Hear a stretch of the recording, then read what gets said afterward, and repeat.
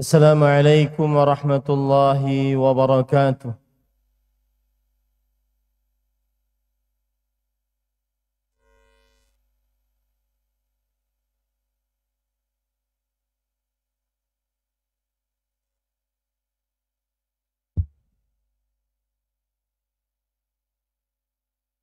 الله أكبر الله أكبر.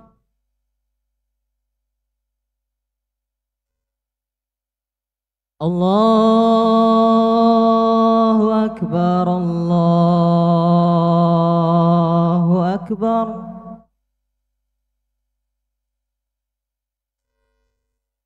أشهد أن لا إله إلا الله.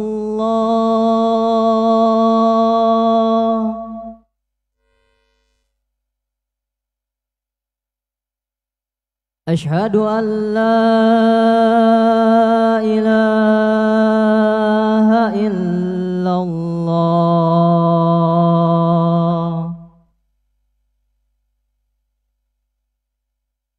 أشهد أن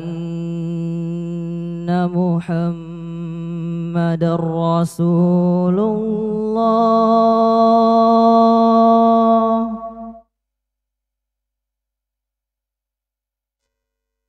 أشهد أن محمدا رسول الله.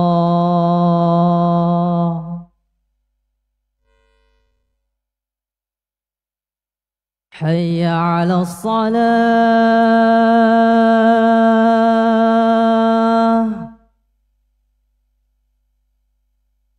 حي على الصلاة.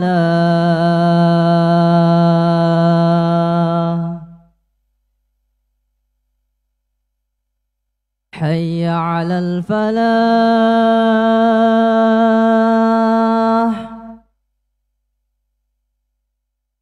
حي على الفلاح.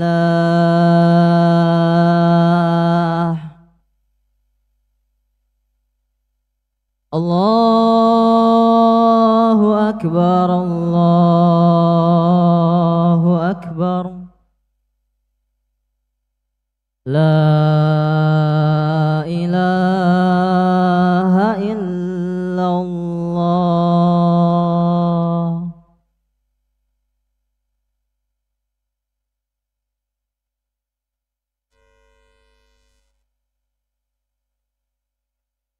إن الحمد لله نحمده ونستعينه ونستغفره ونعوذ بالله من شرور أنفسنا وسيئات أعمالنا. من يهده الله فلا مضل له ومن يضلل فلا هادي له. وأشهد أن لا إله إلا الله وحده لا شريك له، وأشهد أن محمدا عبده ورسوله. يا أيها الذين آمنوا اتقوا الله حق تقاته ولا تموتن إلا وأنتم مسلمون.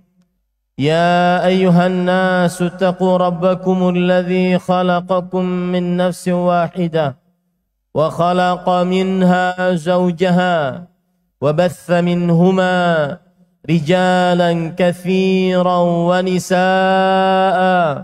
واتقوا الله الذي تساءلون به والأرحام إن الله كان عليكم رقيبا. يا أيها الذين آمنوا اتقوا الله وقولوا قولا سديدا يصلح لكم أعمالكم ويغفر لكم ذنوبكم، ومن يطع الله ورسوله فقد فاز فوزا عظيما. أما بعد، فإن أصدق الحديث كتاب الله، وأحسن الهدي هدي محمد صلى الله عليه وعلى آله وسلم، وشر الأمور محدثاتها، وكل محدثة بدعة، وكل بدعة ضلالة، وكل ضلالة في النار. اللهم صل على محمد وعلى آل محمد كما صليت على إبراهيم وعلى آل إبراهيم إنك حميد مجيد. اللهم بارك على محمد وعلى آل محمد كما باركت على إبراهيم وعلى آل إبراهيم إنك حميد مجيد. أيها المسلمون أحبتي في الله، أيها المسلمون أحبتي في الله، أوصيكم ونفسي بتقوى الله فقد فاز المتقون. قال الله تعالى في القرآن الكريم: ومن يتق الله يجعل له مخرجا ويرزقه من حيث لا يحتسب. وقال تعالى: ومن يتق الله يكفر عنه سيئاته ويعظم له أجرا. وقال تعالى: ومن يتق الله يجعل له من أمره يسرا.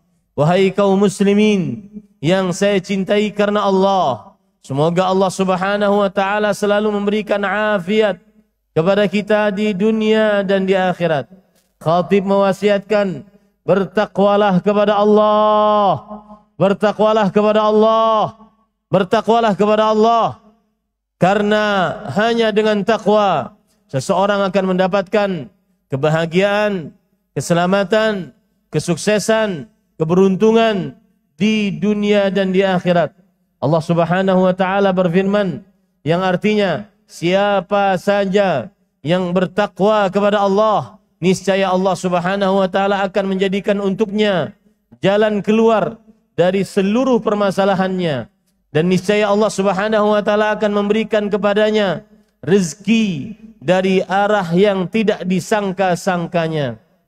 Allah Subhanahu wa taala berfirman yang artinya, siapa saja yang bertakwa kepada Allah, niscaya Allah Subhanahu wa taala akan mengampuni dosa-dosanya dan membesarkan pahala-pahala untuknya. Allah Subhanahu wa taala juga berfirman, siapa saja yang bertakwa kepada Allah, niscaya Allah Subhanahu wa taala akan menjadikan untuknya segala macam urusannya kemudahan-kemudahan.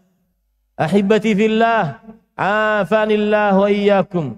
Kaum muslimin yang saya cintai karena Allah, semoga Allah Subhanahu wa taala selalu memberikan afiat kepada kita di dunia dan di akhirat.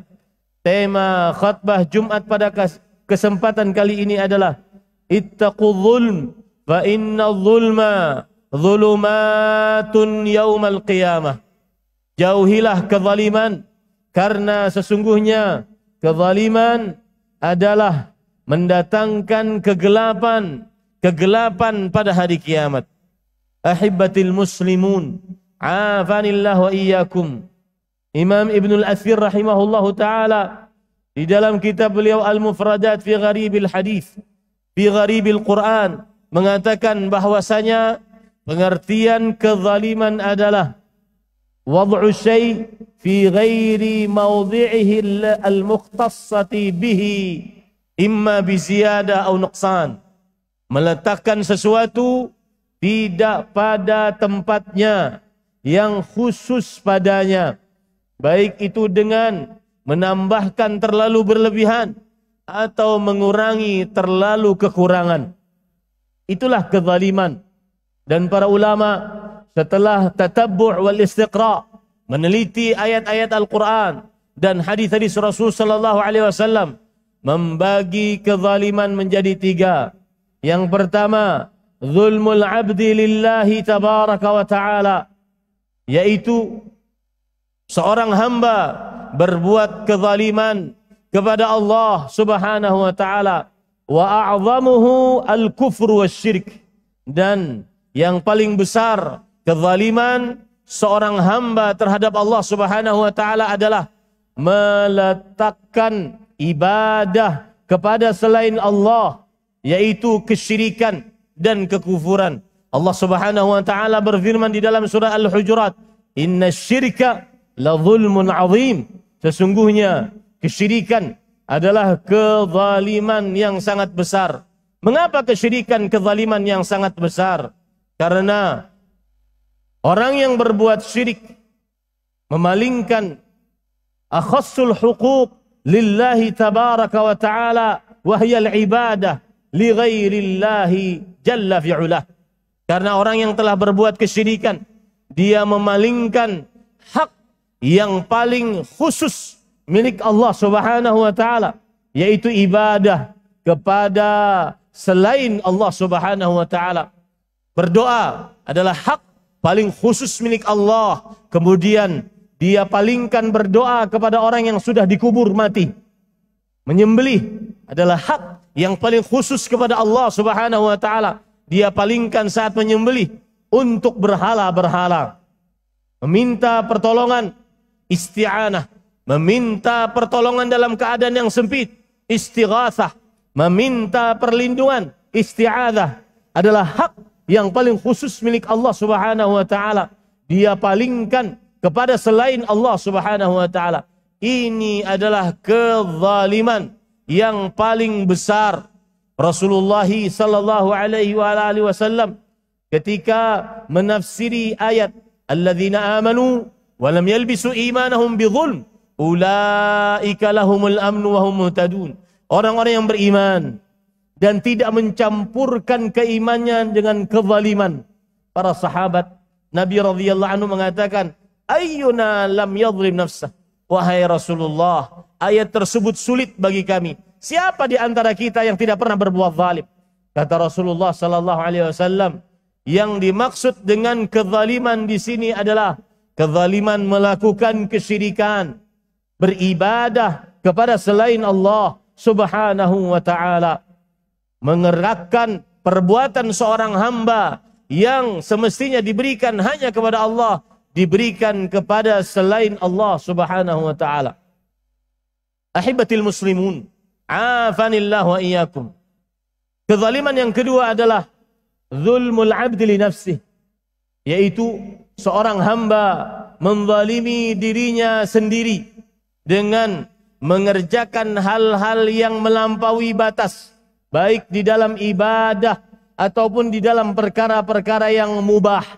Seperti misalkan ada 3 orang yang datang kepada rumah istri-istri Rasulullah sallallahu alaihi wasallam. Kemudian mereka bertiga bertanya kepada istri-istri Rasulullah sallallahu alaihi wasallam tentang ibadah Rasulullah sallallahu alaihi wasallam saat di rumah. Ka'annahum taqalluha. Setelah mereka mengetahui, maka mereka menganggap ibadahnya Rasul sallallahu alaihi wasallam berarti sangat sedikit. Tetapi mereka menganggap Rasul sallallahu alaihi wasallam berlaku demikian karena sudah diampuni dosanya yang telah lalu yang akan datang. Maka orang pertama berkata, kalau begitu saya akan bangun malam, setiap malam tidak pernah tidur. Orang yang kedua bertekad, saya akan berpuasa setiap hari, tidak pernah tidak berpuasa. Yang ketiga bertekad, saya tidak akan menikahi perempuan. 3 orang tersebut didatangi oleh Rasulullah sallallahu alaihi wasallam. Kaliankah yang mengatakan seperti ini, seperti ini, seperti ini? Ama wallahi inni la'atqakum wa akhsyakum lillah. Ingatlah, wahai kalian bertiga, aku adalah orang yang paling bertakwa, paling takut kepada Allah Subhanahu wa taala di antara kalian. Akan tetapi aku berpuasa dan aku berbuka, tidak berpuasa setiap hari. Aku tidur dan aku salat malam, tidak salat setiap malam dan tidak salat sepanjang malam. Dan aku menikahi wanita. Artinya, orang yang beribadah melampaui batas sunnah Rasul sallallahu alaihi wasallam, dia telah melakukan kezaliman terhadap dirinya sendiri. Termasuk di zaman sekarang, orang-orang yang melampaui batas seperti melakukan kezaliman terhadap dirinya sendiri, melakukan makan besar-besaran demi untuk mendapatkan uang, demi konten, maka ini termasuk daripada menzalimi dirinya sendiri.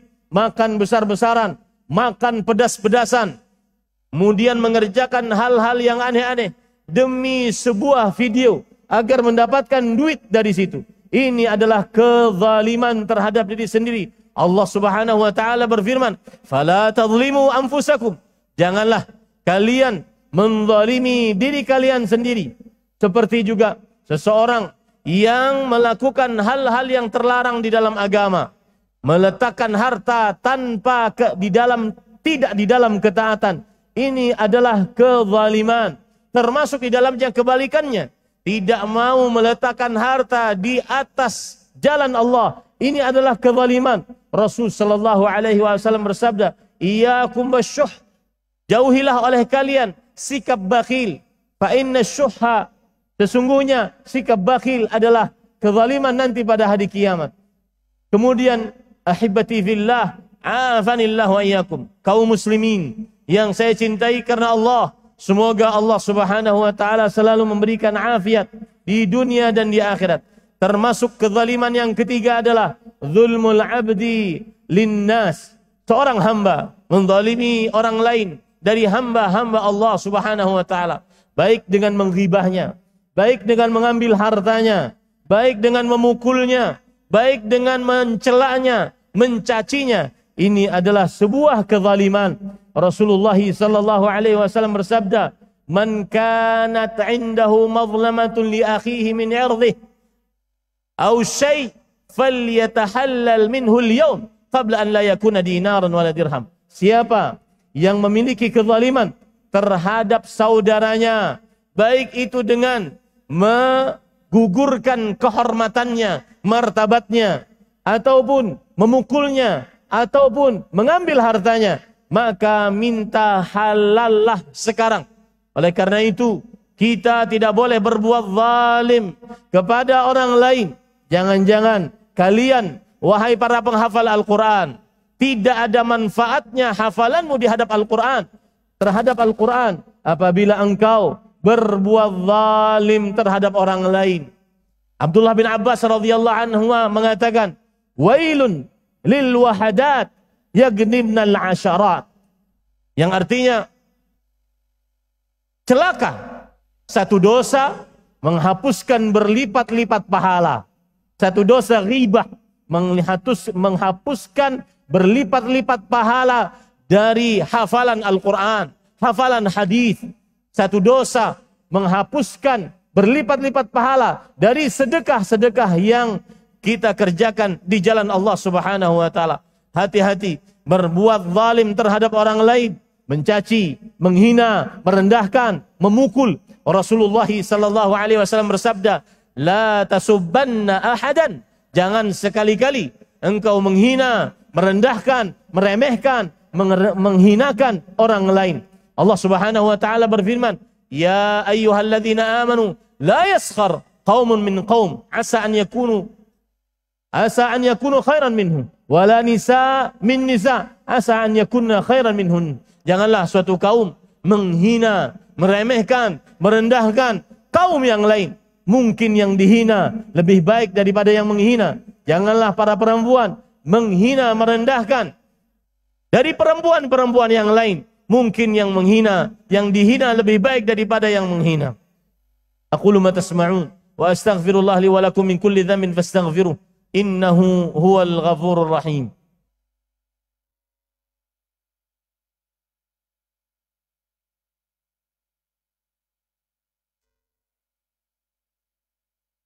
Alhamdulillahi ala ihsanih wa syukru lahu ala taufiqihi wa amtinanihi. وأشهد أن لا إله إلا الله وحده لا شريك له تعظيما لشأنه وأشهد أن محمدا عبده ورسوله الداعي إلى رضوانه صلى الله عليه وعلى آله وأصحابه وإخوانه اللهم صل وسلم وبارك وأنعم على عبدك ورسولك نبينا محمد وعلى آله وأصحابه أجمعين. أحبتي المسلمون، عافاني الله وإياكم، أوصيكم ونفسي بتقوى الله، فقد فاز المتقون. اتقوه حق تقواه، اتقوه حق تقواه، ولا تموتن إلا وأنتم مسلمون. اتقوه بفعل ما أمر الله به واجتناب ما نهاه الله عنه.